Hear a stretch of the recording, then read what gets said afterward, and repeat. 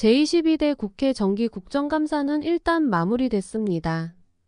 대한축구협회 정몽규 회장은 지난달 국회 문화체육관광위원회의 현안 질의에 참석한 데 이어 24일 국감 종합감사에도 증인으로 출석해 여야 의원들의 날 선질의 공세에 시달렸습니다. 현안 질의 때는 질문 요지를 벗어난 엉성한 답변으로 일관에 크게 질타받았지만 국감에선 비교적 명확한 입장과 정리된 견해를 밝히는 등 조금 다른 모습을 보여 눈길을 끌었습니다. 그런데 아직 끝이 아닌데요.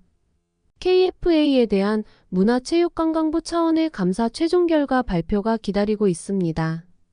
정확한 발표 일정은 잡히지 않았으나 애초 예정됐던 이달 30일은 지금으로선 어려워 보입니다.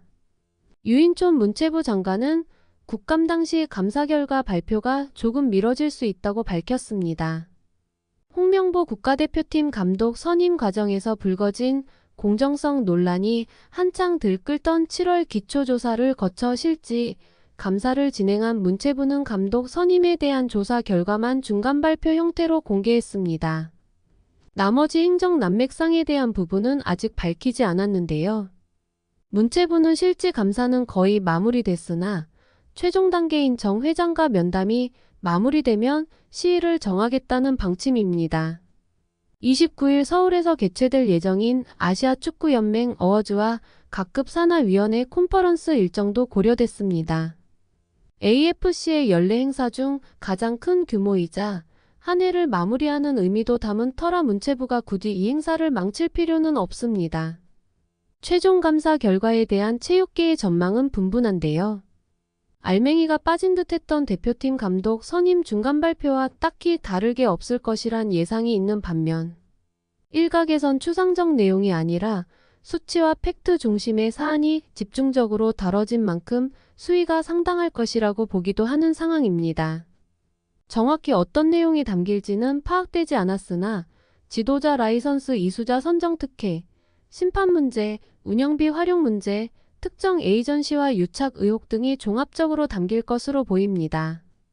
실제로 문체부는 그동안 KFA가 프로 및 대표팀 감독이 되기 위해 반드시 소지해야 할 P급 지도자, 라이선스 교육 이수자를 선정하면서 일부 지도자에게 특혜를 줬다는 정황을 포착하고 KFA 담당자에게 경위를 캐물은 것으로 알려졌습니다. 국회 문체위 국감과 함께 문체부 감사가 관심을 끄는 것은 정 회장의 사연임 도전 여부에 적잖은 영향을 주기 때문인데요. 대한체육회 스포츠공정위원회 심의를 통과해야만 내년 1월 KFA 차기 회장 선거의 후보로 등록할 수 있으나 우선 당면한 감사에서 뚜렷한 하자가 없어야 정 회장은 연임의 당위성을 호소할 수 있습니다. 문화체육관광부가 대한축구협회 정몽규 회장과 김정배 부회장 해임을 권고하는 감사 결과를 발표하였습니다. 문체부는 지난 7월부터 홍명보 국가대표 감독 선임 등 축구협회 운영 전반에 대해 감사를 벌였습니다. 그 결과 규정 위반이 다수 포착되면서 이에 대한 책임을 묻겠다는 취지인데요. 문체부는 지난 7월부터 홍 감독 선임 과정 등의 논란이 일자 축구협회 특정 감사에 착수, 지난달 2일 중간 감사 결과를 통해 홍 감독과 이전 클린스만 감독 선임이 불공정하고 불투명하게 진행됐다고 결론을 내린 바 있습니다. 이어 이번에는 축구협회가 충남 천안시 입장면에 짓고 있는 축구종합센터 건립 과정에서 국고 보조금을 적절하게 사용하지 않았고 문체부 지침을 어긴 사실을 여러 발견한 것으로 전해졌습니다. 천안 축구종합센터는 기존 파주 축구 국가대표 트레이닝센터를 대체할 새로운 시설인데요. 축구협회가 사업비 3,094억 원을 들여 2025년 5월 완공할 예정입니다. 개지 면적 45만 평의 잔디 구장 12면, 소형 스타디움, 실내 훈련장, 유소 스텔, 축구 박물관, 체육관, 축구협회 본관 등을 포함합니다. 축구대표 운영과 행정을 아우르는 메카로 계획했습니다. 현 파주 NFC의 400 규모입니다. 축구협회는 이 과정에서 문체부 보조금 77억 원을 받았었는데 센터 내에 사무 공간을 들이지 않는다는 조건을 어겼다는 게 감사 내용입니다. 문체부는 이에 240억 원에 달하는 과징금을 부과할 방침입니다. 축구협회 올해 예산 1,876억 원의 10%를 넘는 액수입니다. 이 밖에도 문제부는 축구협회가 센터 건립 비용 충당을 위해 600억 원대 마이너스 통장을 개설했는데 이 역시 승인 없이 이뤄졌다고 판단하고 있습니다.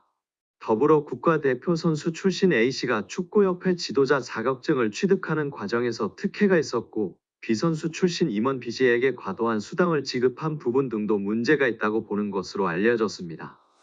앞서 문제부는 배드민턴협회 감사를 벌여 김택규 현 회장에게도 해임을 권고한 바 있는데요.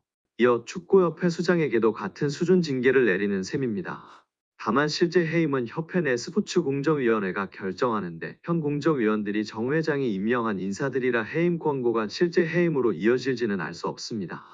논란이 예상되는 대목입니다. 정 회장은 현재 축구협회장 사선 연임에 도전할 뜻을 내비친 상태인데요. 연임에 도전하려면 대한체육회 스포츠공정위원회 심의를 거쳐야 합니다. 연임 심사 평가 항목에 징계 이력과 개인 범죄 사실이 들어있어 이번 문제부 징계가 영향을 미칠 수 있다는 관측도 나오고 있습니다.